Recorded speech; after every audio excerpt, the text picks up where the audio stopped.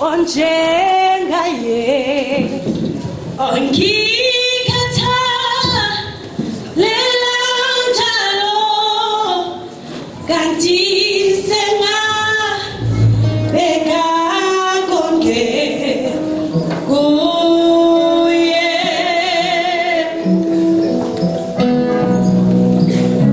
kelumhlobo onjengaye ongikhatha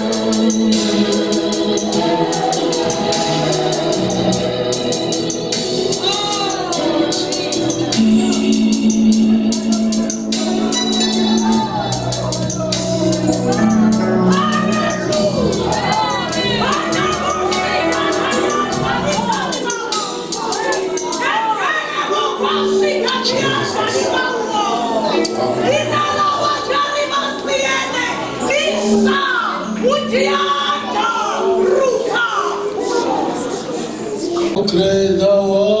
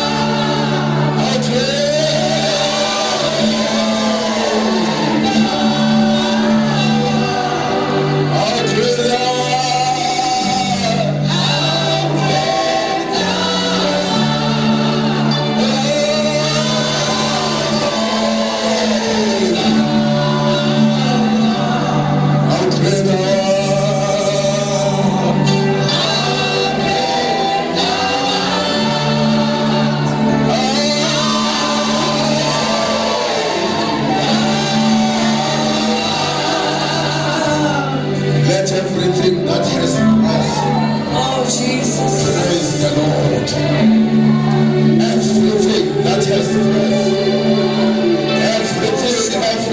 everything, and don't pay for more. I didn't know it, I'll make it to open up your mouth in the presence of the Lord.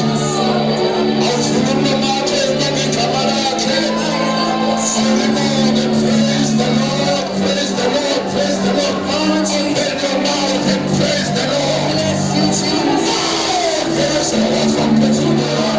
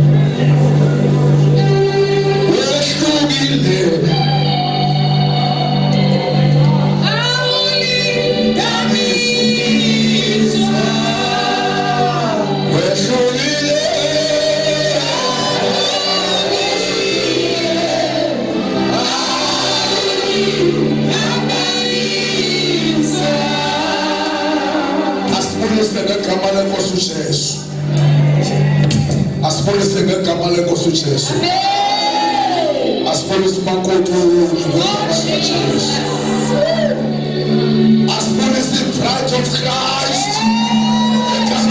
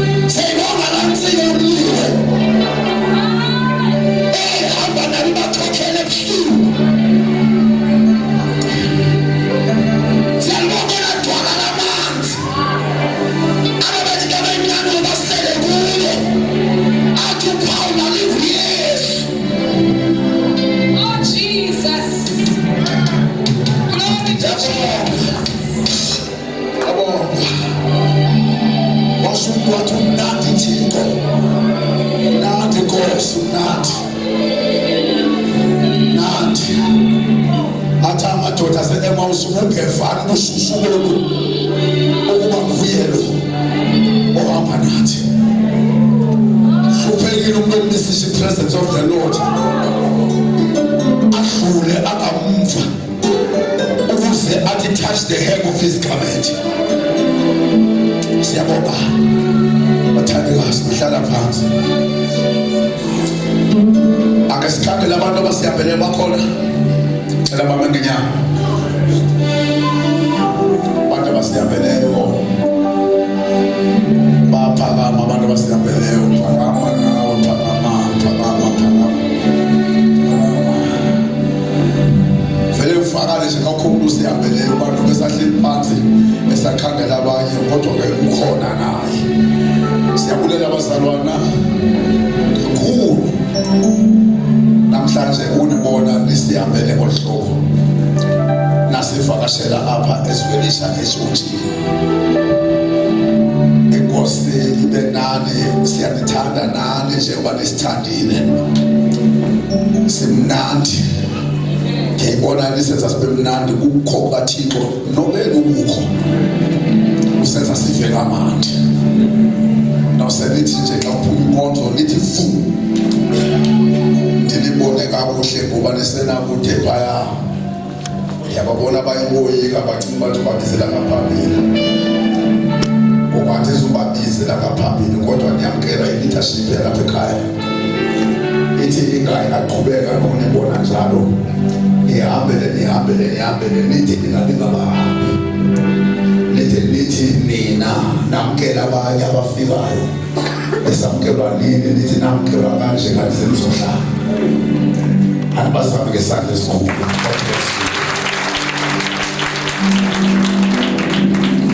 Bexelela utata lo umkhaya lo umkhaya ngoba mna ngihlale emthatha ngihlale emqangu usebenza somewhere here apha eKing uliguduka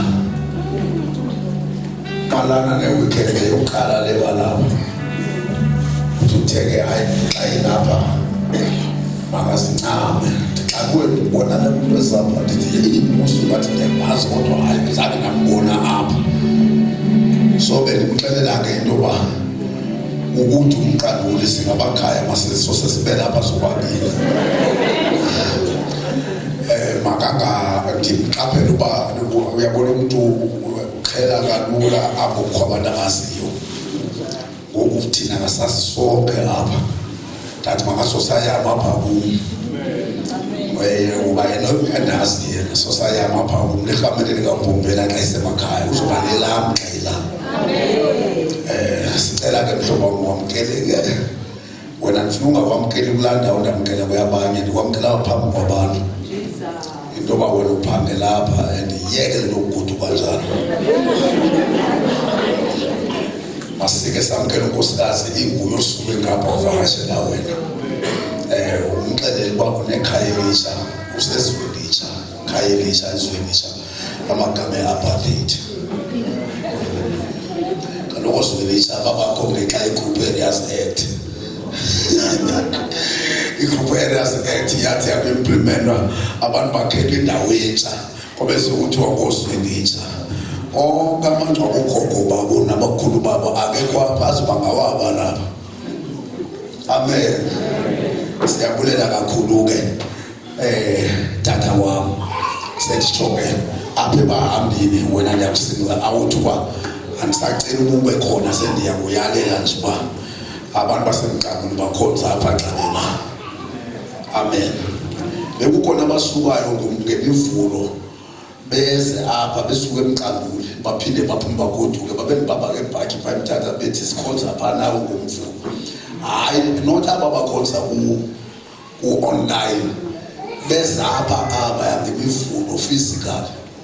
Abanye abakhonza nasa-Assemblies of God kodwa bakhonza kuyo ngemivulo bazofika apha. Athi umuntu walapha ngomvulo angabikho usuke umuntu emqanguni esenkonzweni owalapha ohlala ezone 4 inkonzo isezone 4 nayo uhlala ezone 4 athi kuyabanda ukusuka traveling less than a kilometer. Amen. Ithi amen. Amen. Siyabonga ke. Kunabantwana bethu beGreater. Hayi inkulu ukuthi lonto asikwazi ngabafundi. Ngifuna ukubabona ngoba abandimemanga. Bekufanele bathi inyama yami. Ngoba lapha. Bapastorishwa apha. Inoba ke ndizothetha nabazali babo xa besuka apha ba iphi isifuba. Isifuba sidliwa leadership sidliwa isifuba kawusehlumisa ndabakhulu.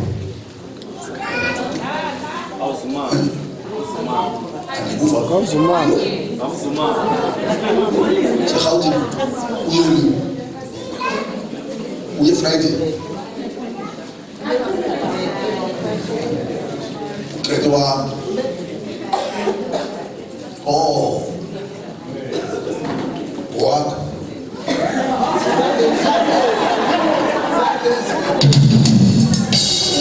Ngeke mosibana namhlanje isifuba siyakwami. Bebangela isifuba sikhona nithi. Uswafuma ngathi unendlulu. Akeze umhle. Umihle. The fellow's bags. The fellow's bags ndiyadinga boninyana. Umihle kodwa. Wefunda NMU. Akekho na. Libasekho abantwana. Bagrade lwanini ngoku apha unanifuna ubona amagayikabi sitsho sonke sifanele hayi kufana ukhona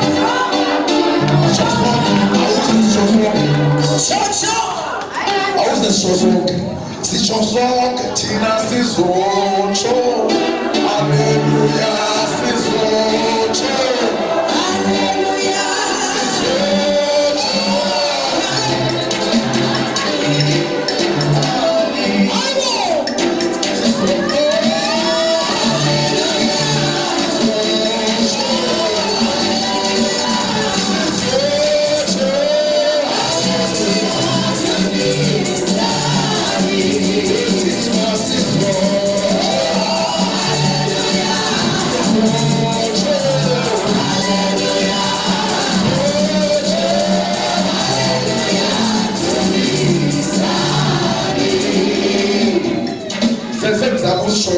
sisho zonke thina makeze novuyo lwethu upload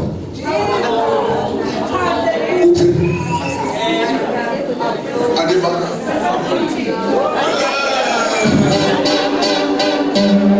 nizebaxelele ke abantwana bam ukuthi we are so grateful into kokuba basimele kumkhakha wezemfundo. Iyasonwabisa into yoba ni-grade abantwana bethu ni-progress. Iyasonwabisa uba nibe noYesu niphinde futhi nifunde. Lo combination is very powerful. I-education. In fact, Jesus plus education. UYesu uyi-fundamental. Balulekile uYesu kalinganiswa nalo. Ube sowuphinda ke ngoku ufunda kukho iminyango evulekayo evulwa sisikolo. Athi uYesu sekuvulele xa isikolo asikho ungangeni. Yesu ebevulile yena. Ebevela nothi vula Yesu. Wavula ke ngoku wafunwa amaphepha. Kwacaca uba ngabithi. Siyavuya ntombi katata usifanele nomama usifanele kodwa niyafana notatini. Sifundiswa ukuba wena okhoyo uyicontact yaba bangekhoyo uba uzubaxelele nawe ubone izinto zabo uthi siyincomile into eniyenzileyo. Abantwana bayeke bafunda usathana bahlasela esikolweni bangaze bapase. Efuna ufrustrate parents bafike phaya benze le bengasithulwanga bathi bahle drugs benze yonke into wena mzali uyafuna ubhatala iflat ubhatala i-tuition kanti wahlala endlini nekwekwe lento umntana ayi kuThixo afunde njengoba sihlela lapha singabazinali nje bakhona abanye esicinga bethu babaphunyuka ezandleni ukuthi xa ubona umntana ogretayo ukuthi akwabankosi unganceda nowami njengoba sinimisa apha nje nakhona abantwana abancinci abathi xa bebona osisi babo begreta besibisiwe leyo nto ibe mnandi kakhulu khona amadimoni alwa nemfundo ngoba xa kufundiwe uyavuka umzi xa kufundiwe liyavuka ekhaya so bekhona lamadimoni acinezela bangaze bekhona ufundayo kwelakhaya bekhona nje abantu abadala abangayanga esikolweni ngenxa yesizathu ezininzi siyabulela kakhulu inkosi insikelelani bazameni ngesandla esikhulu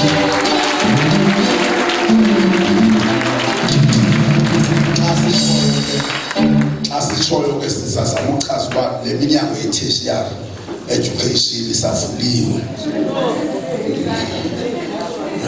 isavuliwe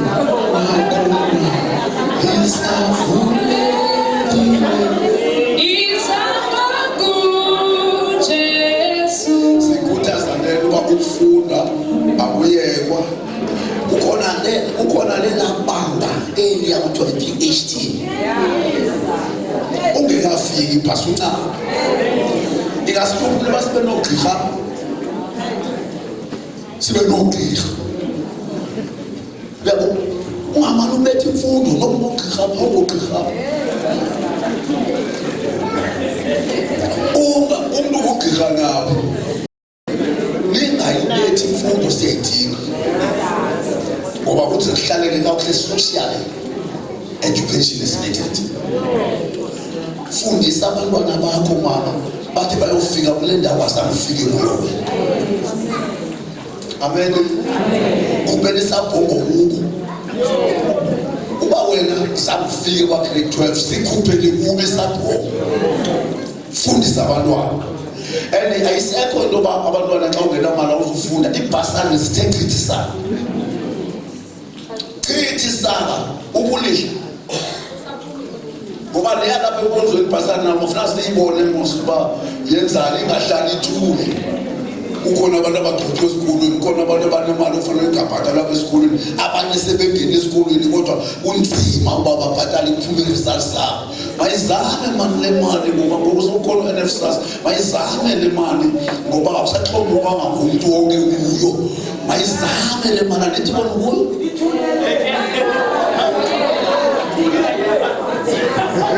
bakhona befundwe apho kodwa bakhona abanye abangathonanga yabona special abasebefunda for le basari le basari lena imfundisa umuntu we-senior degree uyabona honors masters kodwa le basari lena kunoba ihlala ebhankini ufuneka ngesiphinde siyixoxe kakuhle ibafundisa abantu bonke abantu abacingelwe zimali bangakunamali bekhonza phakathi kwethu i-merits ziyadifara so makujongwe uba wonke umuntu uyakwazi uncedakala andithethi nani kodwa ndithetha nani uba umbono ngowuye phambili ngoba bayanda ngoba abantu bamthola u-NSFAS aba kodwa kukho abangatholi u-NSFAS bayanda abantu abanjalo mabancedwe abantu enkonzweni wesi omama babefundisi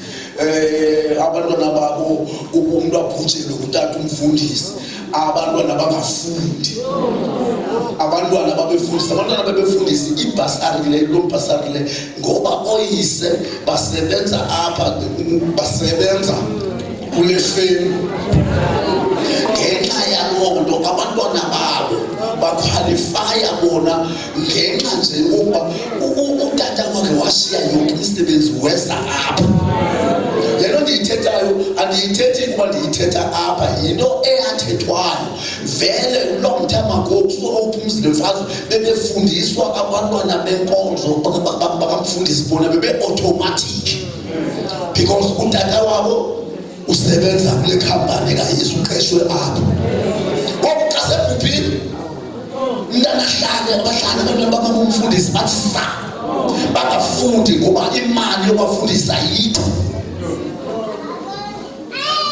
ibhasake nkonzo is-compulsory bajonge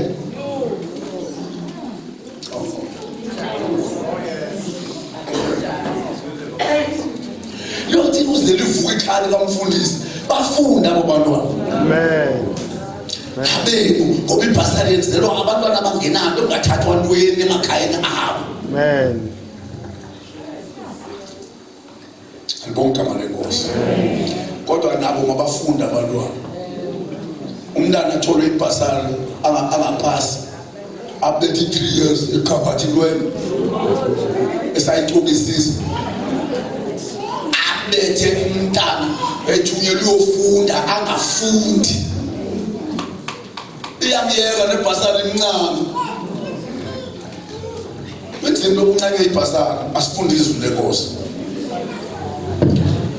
funda Hebrews chapter 12 verse number 22 asiye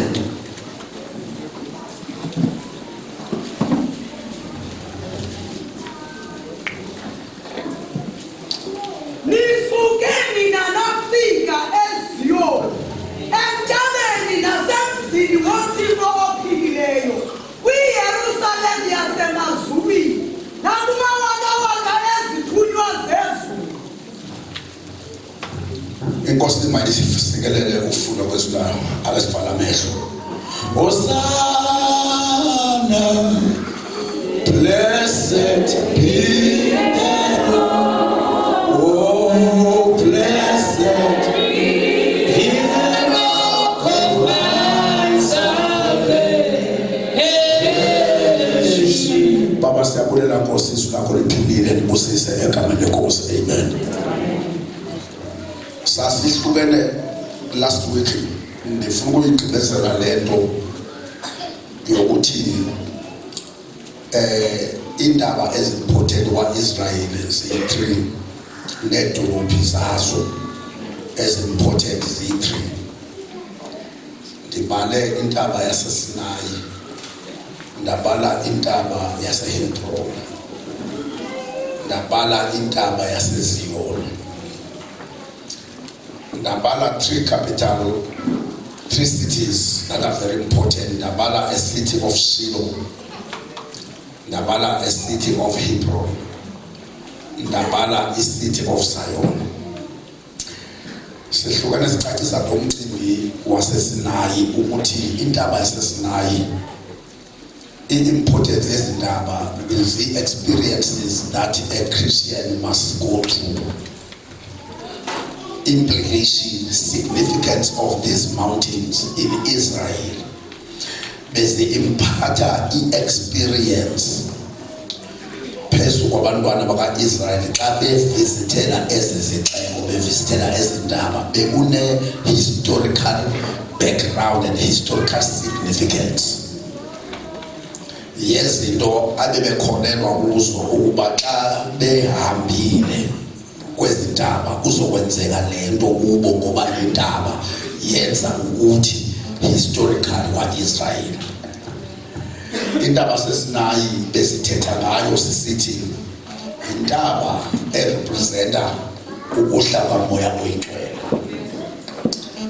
sathi intaba yaseSinayi yile uThixo wabizela kuyo uMoses noJoshua what they must come up to the mountain of Sinai unengxoxo nabo xa befika phezu kwentaba enedinga nabo laseSinayi iBhayibhile lithi kulapho wayoreleasa khona amacwecwe amabini omthetho now this is 10 commandments wayoyireleasa ngoba i-10 commandments ibipart ye-furniture le ekuthiwa yi-ark of God bekuthi ke le fellowship phakathi lamathe mabini uThixo ethetha nabo.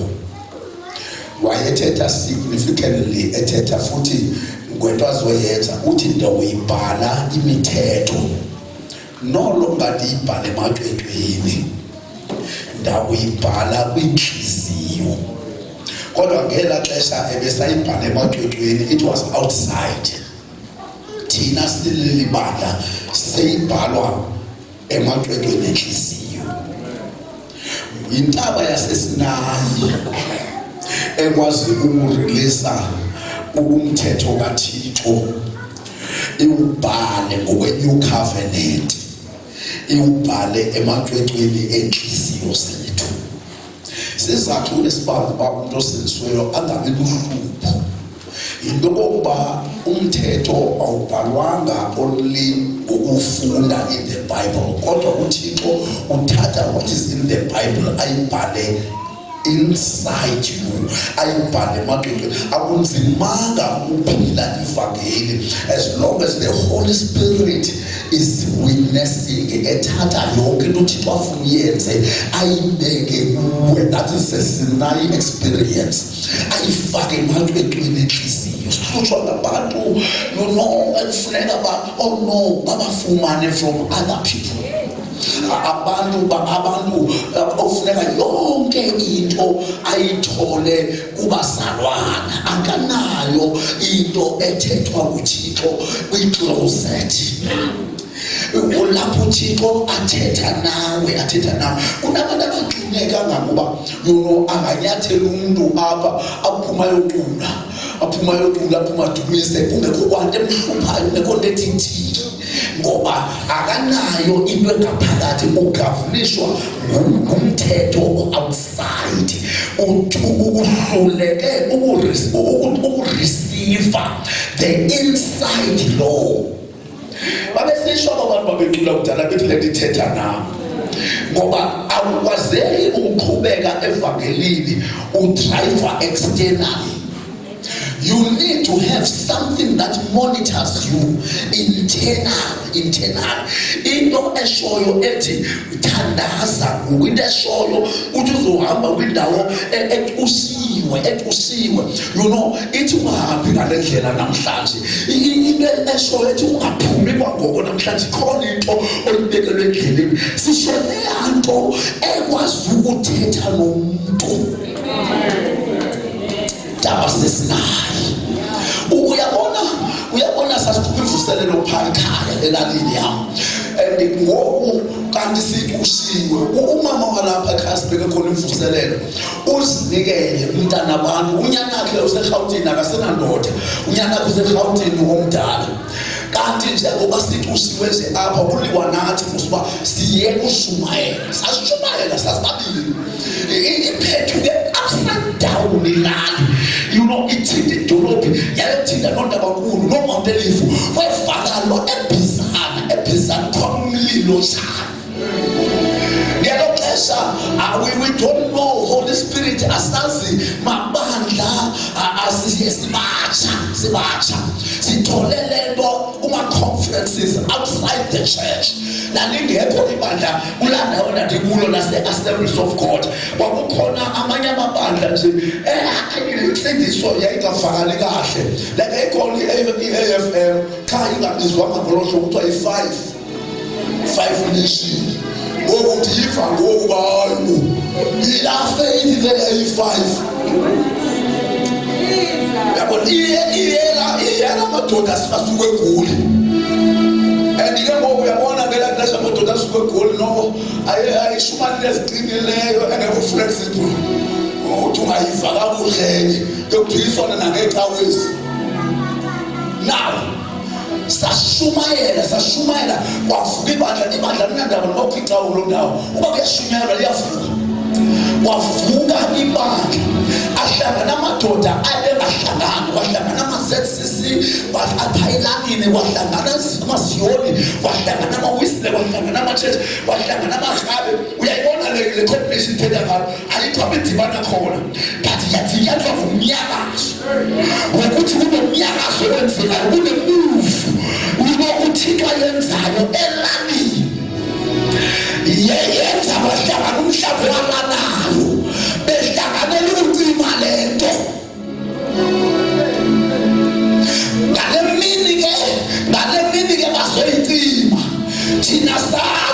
thina. Uyabona into bakanti ngoba sibithe imihlangano asazi uba inosuku lokucinywa lento, and njengoba izocinywa nje kucinywa amagama abantu baqhuba lento ngoba sibabili nje ngoba awucinywa abantu babili sekuphuma nami. Ngibona ekuseni uthi umama wanomsisi kuwo ucela naye akacelelwa nokusinisiwe, uthi ke ngokucela ukusipha igusha apha entendeni xa kugqitywa kugqitywa ushinyela ngoba kunabantu abafike bazolala ngapha besuka kwiindawo ezikude bakuba asiphi igusha for lunch udliwe. Athi umondwele kumi masibulele nje kumama kodwa singaxheli igusha. Ndithi kuye lo mama siyabulela ngegusha kodwa ke iseninzi inyama siyayithenga xa sifuna kanti situshile kodwa kukhona into ethetha ngaphakathi, kukhona ifred engumoya owathi uyesu kumele ndihambe ukuze ngoba xa ndingahambi ngekafike mandihambe ndithumele omnye umthuthuzeli. And ma esisho Yesu ubogcina bobu Yesu wafika ezulwini ngumoya oyingcwele ngoba wathi xa ndifika ngumthumela. Uyabonakala uyesu amazulu amamkela wathunyelwa. Sangayiki igusha sayiyeka sayiyekile kwavela imoto le yathi kayivela yahamba imoto ke imoto eyazihambela yakhe izofika ngakulo msisi nentende kuwo yathi yazongenapha kanti le moto iphethe unyana walapha ubizwe eRhawutini kwathiwa makazogqitha intente. Now akazi umama asazi sonke thina siyabonga ngewafika latata ngewafika lanyana singekagqibi uyo susufele and wayezoba nento yokubambelela intoba abafana bashumayeli batigusha zabantu but isilumko esingu-Holy Spirit safika sathenga kuqala sathi yelani igusha nithunywe ngezigusheni nithunywe ivana lisivakeli sayiyeka futhi wangaqhubeka umama kanti Yesu yasinceda ngoba kafuni uphele lento yakhe. Wafika lokuthi lo azange abulise nokubulisa waphinde wahamba walahlekela lini kanti banomhlangano usawusela for isidi salento azoyenza ebusuku yaqala imvuselelo ngokuzwa yaqala imvuselelo sathi ngapha nangapha uthando lwenkosi uyasihaka satsho eneneni bayiyeka yaqala yaphumezela yagcwala yathi qhu xa ndizoshumela kwathiwa ndiyacelwa ndibizelwe endlini enkulu.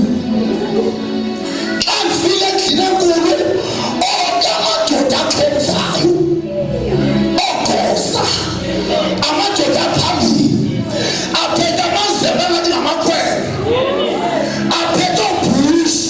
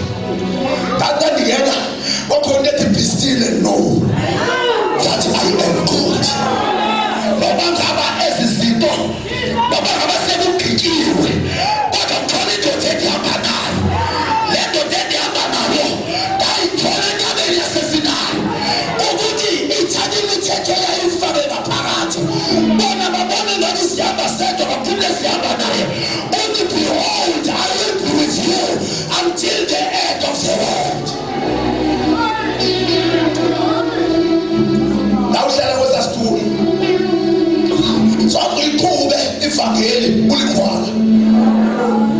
That is why wafuneka Peter bame xa kuzoshunyazwa 3,000 that was gonna be saved. Bathi bebesoyika amaxhegu izolo, bathi bebesoyika amadoda aka-Israyeli. Wathi uPeter besoyika intombazana. Isithi intombazana wena ufana naye uYesu. Wathi ayikufani, wabaleka intombazana. Kodwa ngomhla wePentecost uyema uPeter uthi lo nina amaJuda enembulele ngokumkhoba uThixo has anointed Jesus of Nazareth to heal and to deliver the oppressed. Yintoni eyenza avule umlomo ngoyiki ukhona into phakathi kwakhe. Babuza bathi babiza igama lami ekudala ngidululisa. Angisakwazi ukusibiza ngowayi. Alibizwa. Lero ndingenandaba nokuyalasa awuzulenza. Ngoba wena asinje for wena awuzulibiza. Alibizwa. Ndabizwa ngelo gama lingasabizwayo. Kaloku umama bekade kuthiwa umama kabantu bani. Umama bathiwa ngabantwana bokuqala. Ayeke ukubizwa igama lakhe ukuthi umama kabantu bani. Igama lami belokhu lixhaphakile xa kubizwa umama kubizwa umama kabantu bani. Bathiwa abantu bani. Yintoni uyimise apha? Wavuka amazwi athi uYesu ningaxhali. Xa niphendula thini oyothetha kuyo. Lo mbuzo ugeza lo mbuzo uthi yintoni ngoba khona ukuba intente. Yintoni uyimise apha ndathi mina apha tata ngoba kushiwe ndisethi sibonile uba kugadwe kwantetho endiyithetha kuyiwe na. Ndathi mina simise icebo likaThixo ukusindisa abantu kuphelayo. Angathi intente ndathi licebo ndathi simise icebo likaThixo lokusindisa kulelani abantu bakaThixo. Andathi intente le bayibonayo. Wathanda wabhideka utata lapha ngoba amacebo akawazi kakhulu uba yintoni. Wathi yintoni icebo ungalibhaqela. Ndathi icebo le nto yoba uThixo amise iplan yokuthatha abantu abasondeze kuye. Waboma makawushintsha umbuzo lo awubethisa.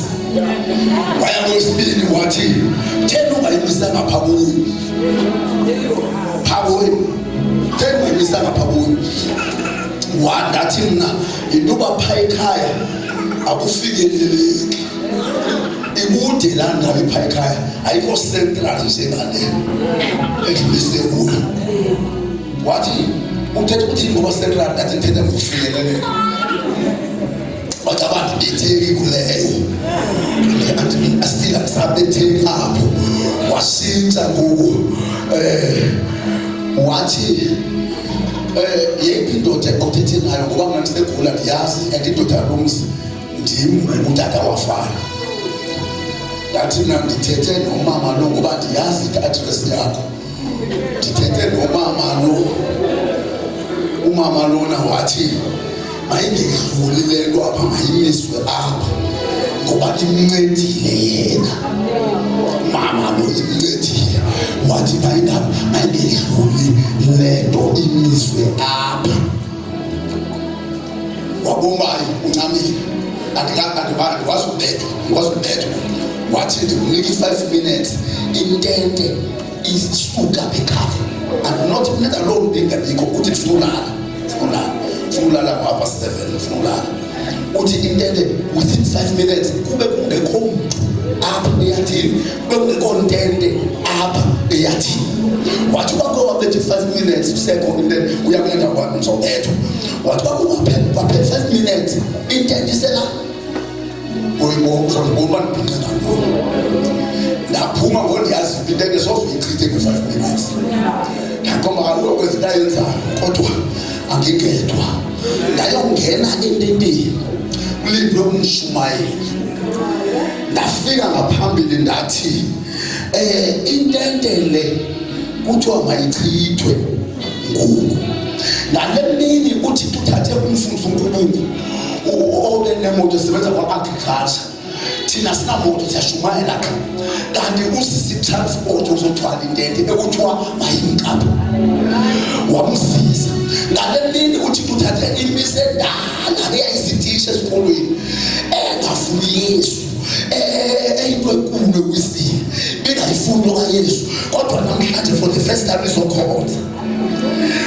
Kanti uthini usiphathele iveni uyentente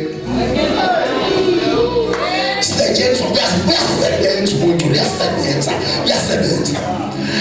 Ndathi before sivale le ntente i-5 minutes siyichithe. Uma kukhona umuntu ohalela Yesu othi ingavalwa ndingamtholanga uYesu, kanti ndifuna lo muntu azowamkela uYesu ngoku before sivale naye waphakama namisi yesa ngaphambili sayithola ivini madoda eyi-1 kilometer apart. Ngathi kwasindiswa inyambalala thandazela. Ngathi-ke kuthiwa intente mayichithwe, bafana bonke bachitha intente. Waphakama uTata uNkulunkulu wathi iveni nathi mayithwale, kodwa izosiwaphi? Wathi lamisi mayiye kwami. Ndifuna lo muntu uchitha intente ayoyichitha phawa. Sayithwala intente yayaphaya, bavuka amadoda xa imiswe eseni aya kulamisi, athi ulamisi uthatha abantu abahamba begxothwa. Wathi lamisi ndifuna nobagxotha yakhona ivangeli. Indaba kaMvinjelwa unstoppable. Akekho unomisa nothaifa oMvinjelwa driving iyajenda kaThixo. Njengoba ngishumayela nje kukhona umuntu osithubayo, njengoba ngishumayela kukhona indoda ezihamba nayo. Akekho umuntu ozomelana nale ndoda. Who is stepping in? With destiny. Oh yes, Jesus. Daba, yes, it's now. Call this night experience. Moya oyingcwele. Moyingcwele kule ndaba sesinayo. Uthi iBhayibheli kwakududuma phezu kwala ndaba. And God was fearful, bringing fear. Kwafa abantu abayi-3,000 ngenxa yomlilo ophezu kwala ndaba. Uthixo kuphi? Same xa irivesa ngomhla wePentecost. Lithi iBhayibheli kwehla amalanga bomlilo ilwimi ezifana nefaya. Lithi iBhayibheli xa liqhubeka lithi kwasindiswa 3,000. We Old Testament they died, we New Testament they were saved. Ngoba umoya oyingcwele uma emuva nebandla bayasindiswa abantu. Uma emuva nebandla ziyasindiswa insizwa zethu. Uma ehamba nebandla bayasindiswa abantwana bethu.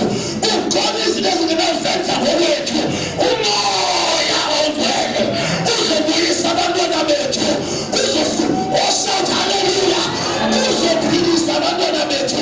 Bayabuya emsavini, bayabuya kumaxhasi, bayabuya. Shout hallelujah. Uyabalada the Holy Spirit. Oh yes, Jesus. Yes, Lord. Abantwana bethu abazusindiswa ekuvuselelweni. They don't need intente. Abantwana balapha endlini. Abantwana balapha endlini banethi local assembly, banethi local church ehanjwa ngoyingcwele, banethi ukubona izinto what the Holy Spirit is doing. Abethu abantwana bathini ivesi bathulela kuwo, bathi nofuneka beyibonile kunyakazo bamoya ongcwele ebandleni lakhe.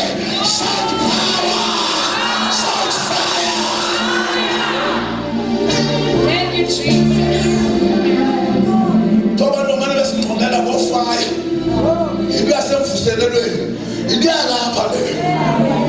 The sign language kaThixo is fire. When the Spirit of God is represented by fire, the emblem Mvinjelwa ayigqokayo xa ebantwini uhamba nge-flames of fire. Tishona mawulandwa uyeliya inqwelo esamlandayo abazangalandwe nje zinqwelo waba nasinqwelo somlilo ngoba yonke into yasezulwini ihamba ngomlilo. Oh, shout hallelujah. Ihamba ngomlilo.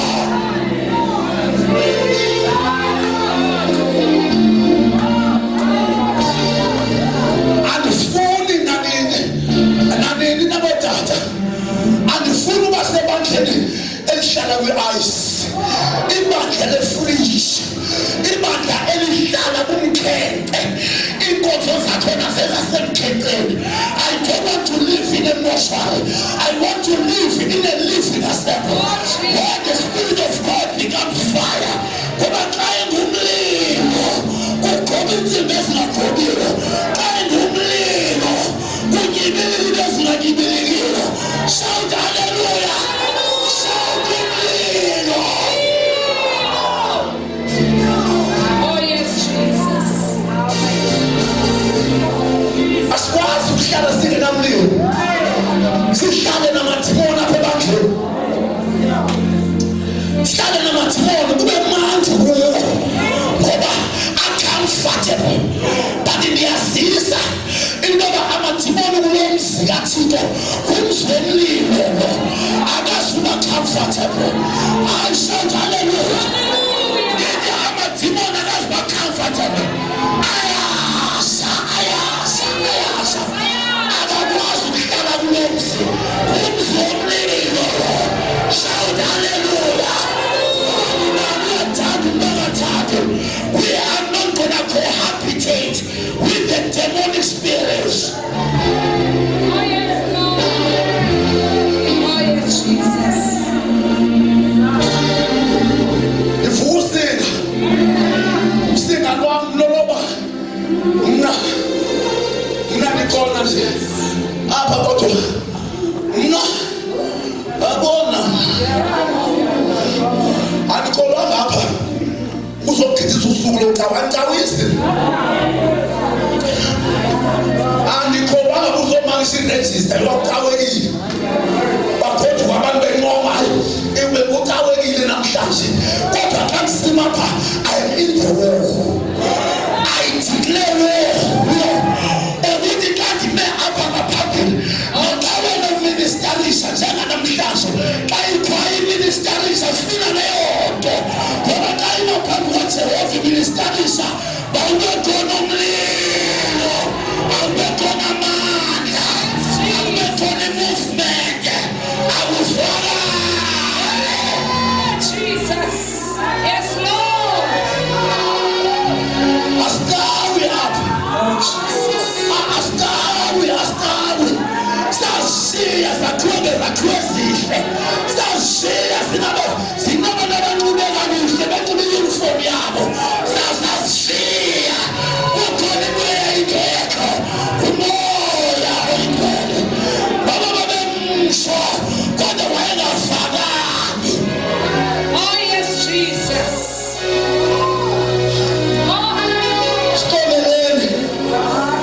Siqoleleni lendlu namageza akhona, hayi lendlu inamageza namahlanje ngoba angefaka amanzi, ngoba kuthethwa amanzi xa umnikazi walendlu engasefakanga kukhona abantu abalapha abafuna ukumvenyakaza. Oh, shout hallelujah.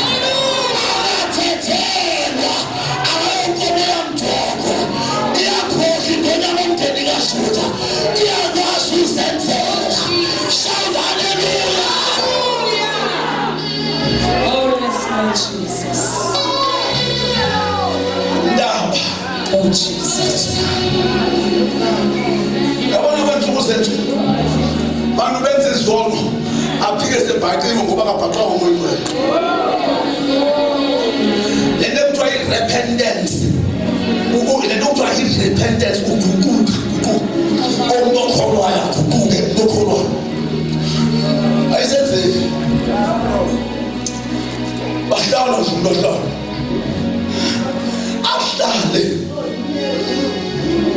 ahlale phezu kwento zobumnyama, ahlale phezu kwezinto zobumnyama. Into ayenza yazonda abantu, azonda abantu abanyakazisayo. Kuba xa kunyakaza nento zabo. Azonda abantu abathetha izinto, acinga abantu basixelela izinto, kodwa mna ndazi uThixo oxelela inceku zakhe. Uyabona, hayi abantu abaxelela indaba, njengoba ndilapha nje andinandaba neendaba zabantu, andikhathali, andifuni ndixelela iindaba zabantu, kodwa kukhona indoda yalapha engumoya oyingcwele, yona iyathetha, iyazisho iindaba zalapha. Shout hallelujah. Nkosi yami, siyayamkela le ndoda, Holy Spirit, siyamkela umoya oyingcwele, vulani masango angene. Shout hallelujah. Siyamkela nothula iindaba zethu, nothula iindaba zethu. Amamkela, siyamamkela umnikazi wale ndawo, siyamamkela. Ngoba ngaba kayifikile, sometimes you are not comforted, ngoba ushukumisa izihlenge, ushukumisa izihlenge ebezifuna ukwakha. Hayi, makashukumise. Sizonke umoya oyingcwele Lord akahlambulule itempile yakhe, ayicleanse. Moya wamasu, moya oyingcwele. Oh, shout hallelujah. Oh, thank you, Lord. Thank you, Jesus. Abantu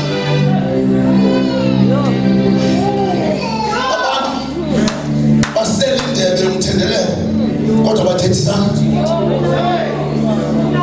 Ayisekho independence. Shunyalo kwabanye, uthi wabawukhona nendawo angahle, engayilungisanga, kodwa kube khona ohlala nje nendawo.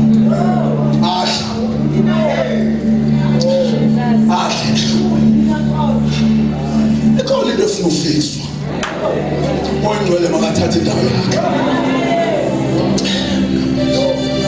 Khawuphendula uthi sinaye. Siyayidinga loo ndawo. Alibonge igama lenkosi. Kube sekuthethwa awumahlale phansi, lapho uthole lo mthetho. Kube sekuthethwa ngentaba seSiyoni. Kuthiwa le ntaba seSiyoni, khawuthi Siyoni mountain. Ungathi yoba neSiyoni kabishi lapha. Uyayibona into ba amanye amagama kuthethwa ngawo ba uthi ucinga ngekho, ungayoba neSiyoni ngenxa yoba ulekhisha lento ba iBhayibhile iyathetha nje ngamaSiyoni. Lathi balizulu ixesha lona, lathi yisa eSiyoni, ngoba iBhayibhile kwakusemayini iyathetha ngamaSiyoni. iBhayibhile iyathetha ngamaSiyoni. Lathi mna waphi lanini ithetha ngawaphi amaSiyoni, ngoba nina ngaqomba selengena kula maSiyoni la. Ibhalwe lingekaphi amaSiyoni. Abaxelela umuntu waqala iSiyoni, wayiqala eSiyoni eAmerica, esisiko lamhlekazi, wabiza ibandla lakhe ngeSiyoni, Mount Zion. Leyo okwahamba ithindisa uphakaka. Angazi babonakala lo xa ifika lapho. Yafika lapho seyisabatho zodwa.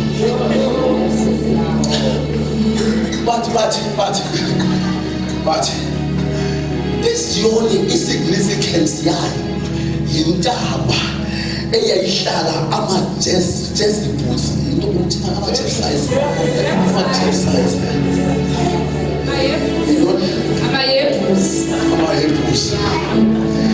ama-Hebrews ayehlala kuMount Zion.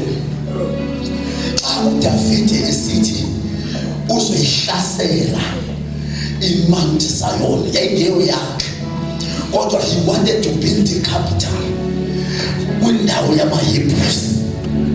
AmaHebrews ayibaluleke those days ngokuthi ayakhe indonga zentaba yaseSiyoni, ukuthi nanini intaba yaseSiyoni ingazi ingenelelo lushaka yayinodonga olunakholwa ama-Jebusites to ensure that there's no stranger, there's no enemy that comes outside the wall. Ingene ngaphakathi bayibonise bengaphakathi xa bedelela babethembe indonga ezibabiyeleyo babethetha bathi akuyikisizwe ngoba bethembe ukuthi akungenwa kwindonga ezibiwe. That is why ethi lambhali kunjengentaba seSiyoni wenze njalo uJehova ukuba jikeleza abantu bakhe. Wayejonge into yoba akungeni muntu kuleyo ntaba. Now ngelinye ilanga uthi uMngcwele kuDavide, I give you this city, ndikunika nomzi, umnika kunabantu. uThixo akazukunika into engaphoseswanga. uThixo akazukunika into engenatshaba. akazukunika into ozongena jubilika ungahlangane enemy. Every promise ihamba ne-enemies zakho. Actually the bigger the promise, the bigger the enemy. Uma ufuna ukwazi uThixo ethi ndiyakunika lento, there are giants to conquer. Unezinto kufuneka uzoyisile so that you can reach out to what God has given to you. Unama promises that you will never possess because you are running away from giants. And by running away from giants, you are missing out to your promises.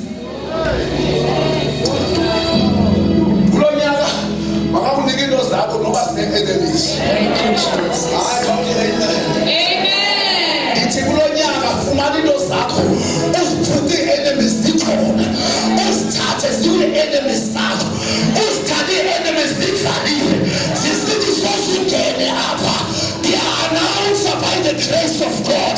Did you again as the corner? Again as the again. Again as the appeal. Again as the runner. Can you shout hallelujah? Can you shout hallelujah? We again. We again. We again. I'll get a number to the market again. Get a number to the market. We again.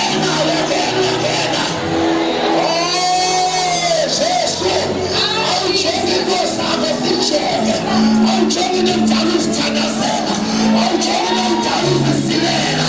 This is the Unyana Penana. See again. Again, la session. See again. Glory to Jesus. If you body, what happened? I didn't see enough field. This is the this is the payment gelelayo endidala siphume wasosibambile kodwa namhlanje ngiyathela ngamani yafika isole nafika umzika Thixo oshanti haleluya. Thank you Jesus, thank you Lord. David ayijonga le nto wayibheka wafikisa indoda yonke. Khawubheke manje into zabedala zifane nosisho awusho there's no word. Umngcwele kudala ekuqaleni ethi eyakho kodwa udufike kunomonda olukuvalelayo khawujonge stop nonsense ngoba namhlanje siyaphoqoqa. Namhlanje siyafuna sijonge uthole nezokuthenga phakathi ifulele wena ungene. Thank you Jesus, thank you Lord Jesus. Udowathi esangena uDavide esangena esikeleza umthi wama-Jebusites kodwa uMngcwele sithi ngowakho lo mzi. Uyabona into yakho ufuna ukuthi uyijikeleze. Xa uyabona into uthatha into yakho ufuna ukuthi uyijikeleze.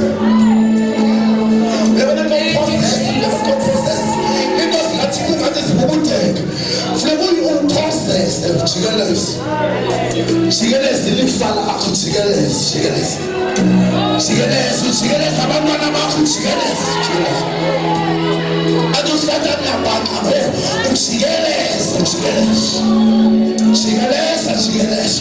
jikeleza amagceke omzi wakho, ujikeleza igama ezilakho, ujikeleza umphethola kawo, ujikeleze yonke into ohlala kuyo.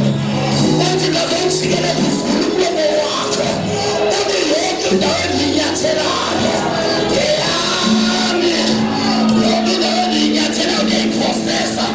I will shout hallelujah.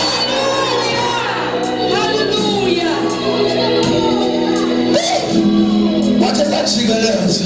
Oh, jikeleza. Wabona uphayiphi, akho ndawo ingenayo.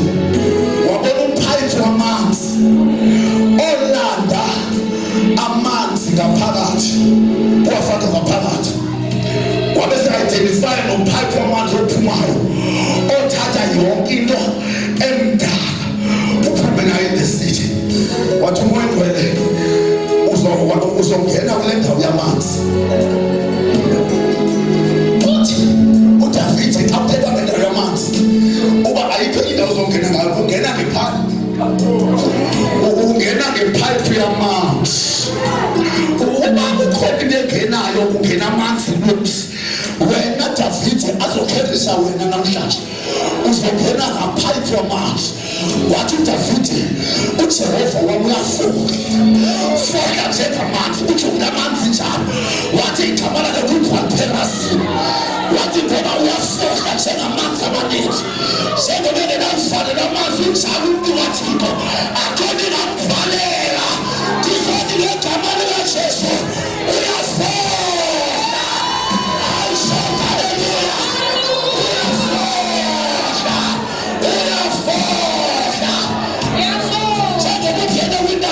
A mountain of promise. Idifoka njengamanzi.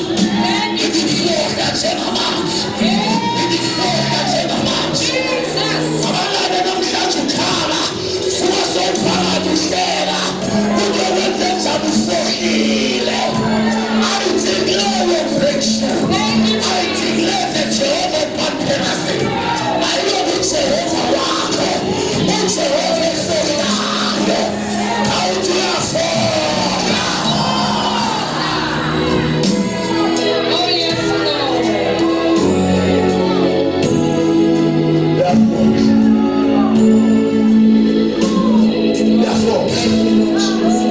Therefore, the Bible says, "You shall not catch your breakthrough. Call the breakthrough.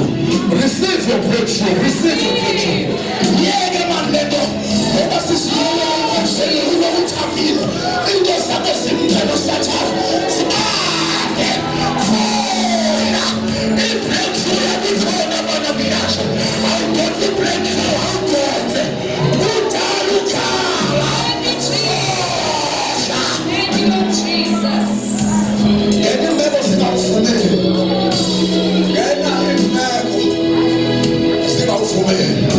Shout hallelujah. Hallelujah.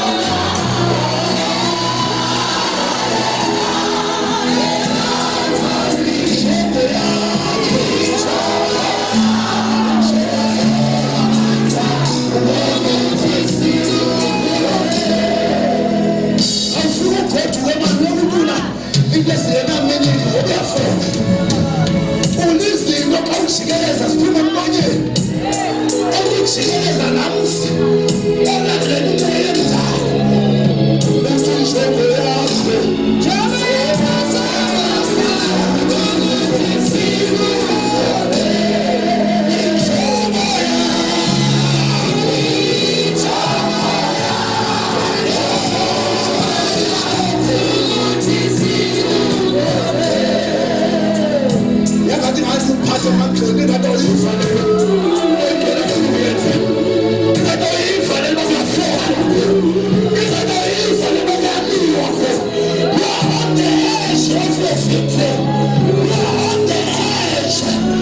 God is giving you everything. He is busy. There are partners around you. So business to you as you went out. After the sun, what is in the court?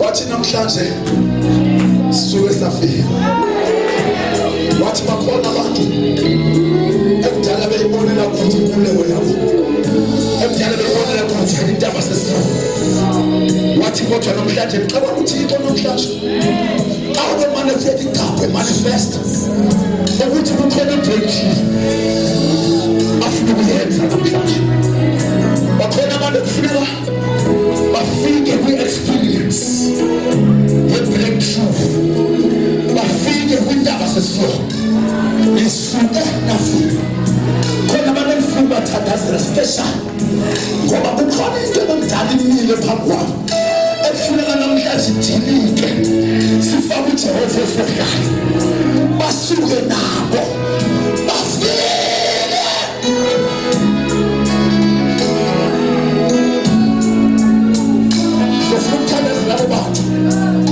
within 5 minutes I'm done. Right?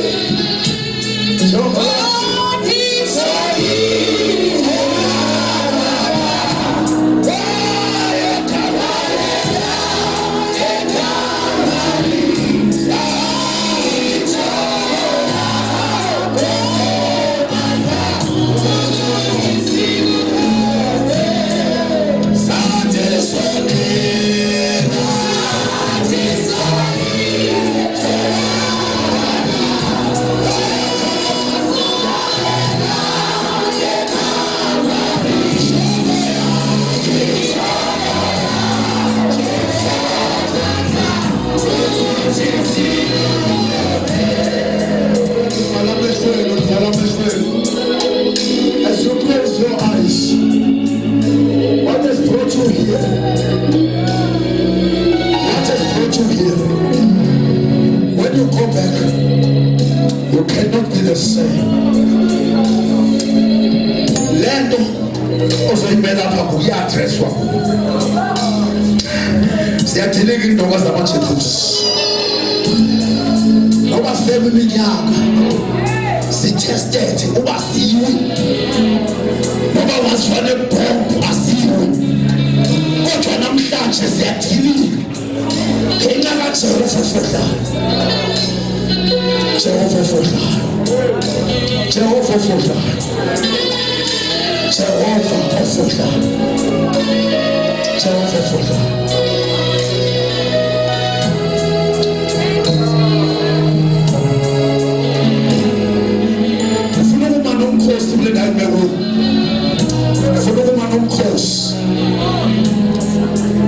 Nomkhosi wama-elder la njengenomkhosi wabantu abanama-ministries abawaphiwe ngogcwele nabo bazoshayina ngapha kungesimbufuniselayo sendifuna lo oyazi into yakhe into yakhe uthixo seyazi identify umniki azoma nathi apha Jesus. Tell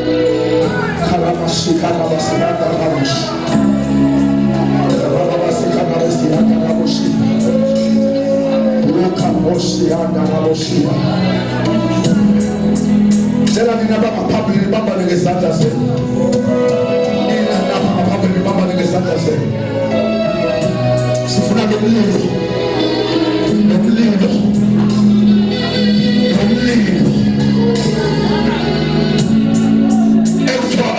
Moses funa amadoda ahlephulele ulomoya wakho ulomoya kaJehova ulento kaThixo uyayikheleza uJehova uyifaka ukuthi sonke lapha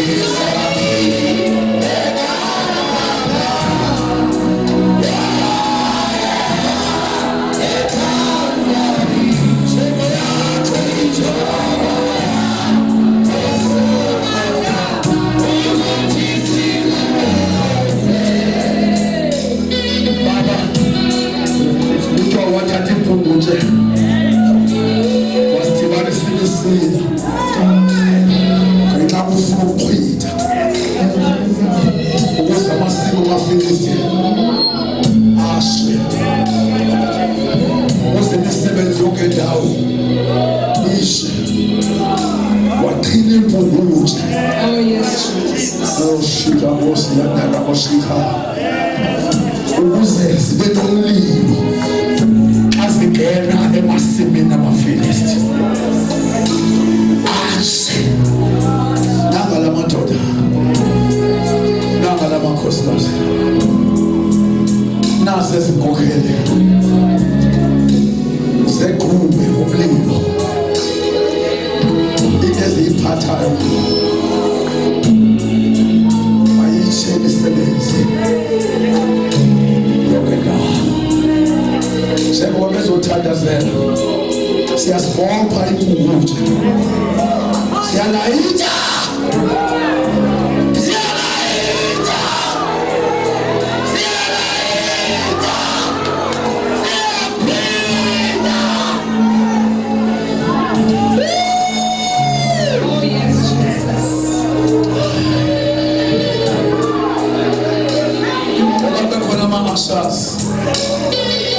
Ama-ashes ajonge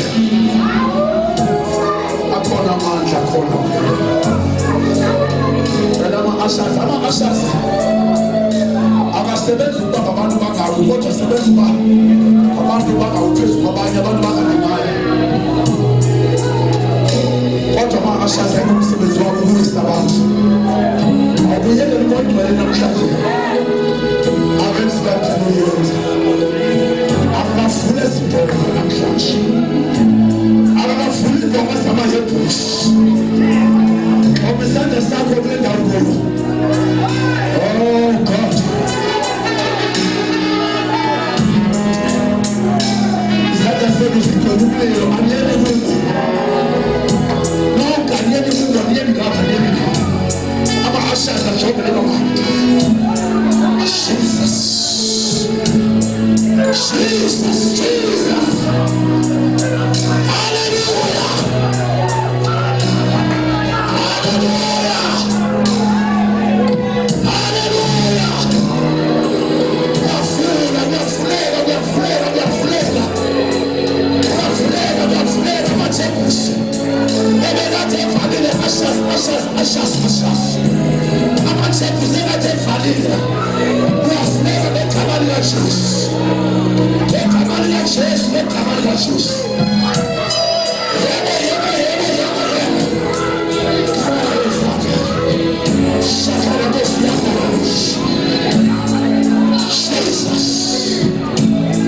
Jesus.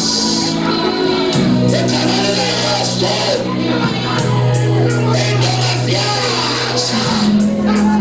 the name of Jesus. In the name of Jesus. In the name of Jesus. In the name of Jesus. In the name of Jesus. In the name of Jesus. The command of Jesus. The command of Jesus. The command of Jesus. The command of Jesus. The command of Jesus. Fire! In the name of Jesus. The Spirit of God upon you. In the name of Jesus Christ of Nazareth.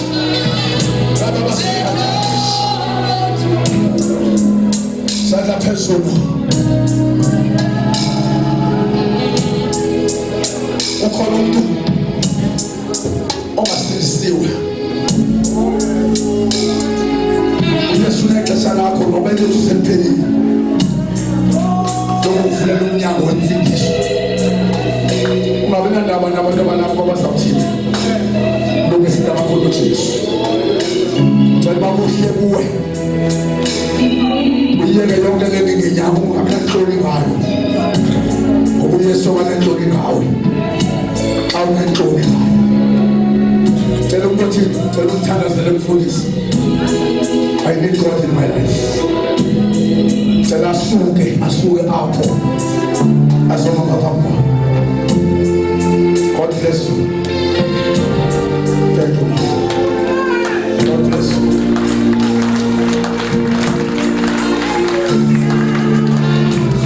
Okay. Kona manofela but make a haste. Basebenze ngokukhawuleza. Ngoba bengazi kodwa ixesha lakho. And it needs lokho bangalungisa indaba yokuthi funa ukuthi akukho right noma ke wawamamkela akukho right cela usana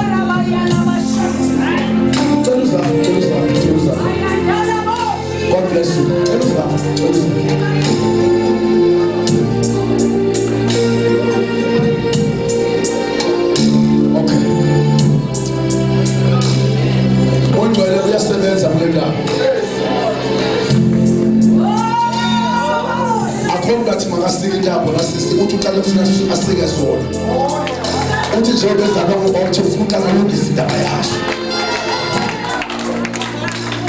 uye osichazayo asichaza ngandaba zakhe uthi makasifike zakhe indaba sifike kwindawo yokuphelelwa. Shout hallelujah! Shout hallelujah!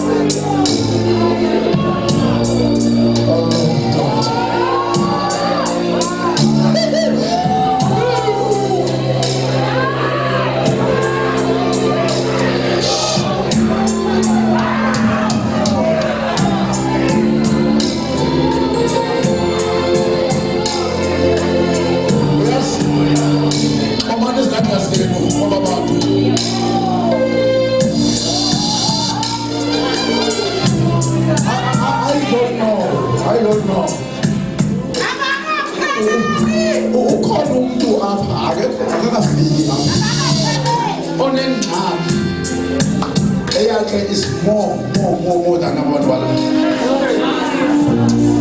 Ufuna deliverance strong kuba unezinto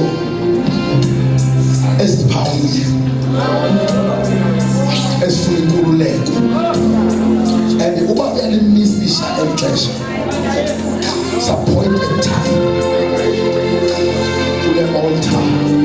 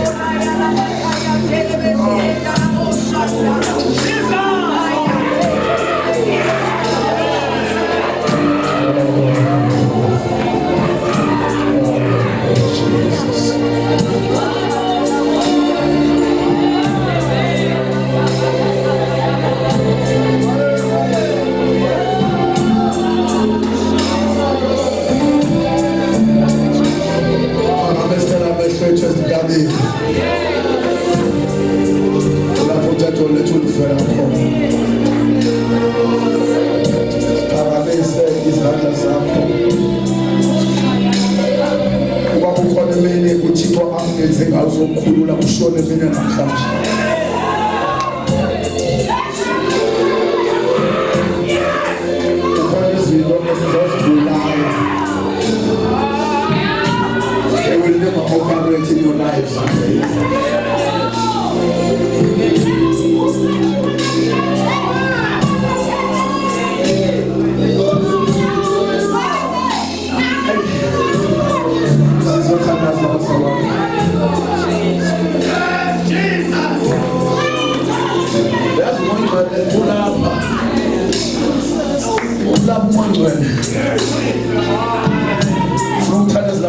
What to call him?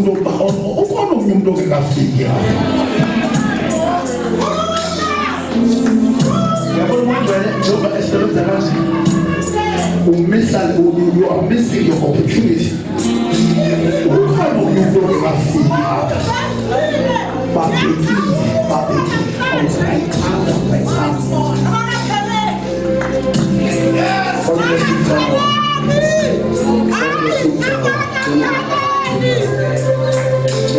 God bless you, Father. God bless you.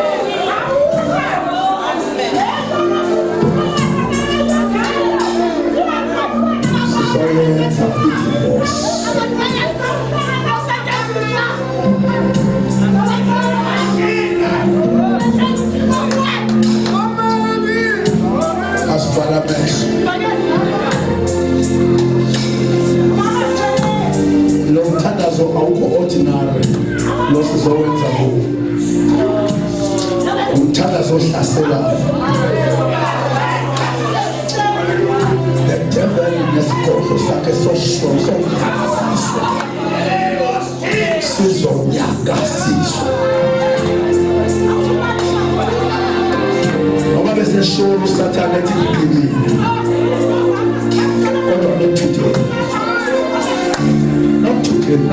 not today.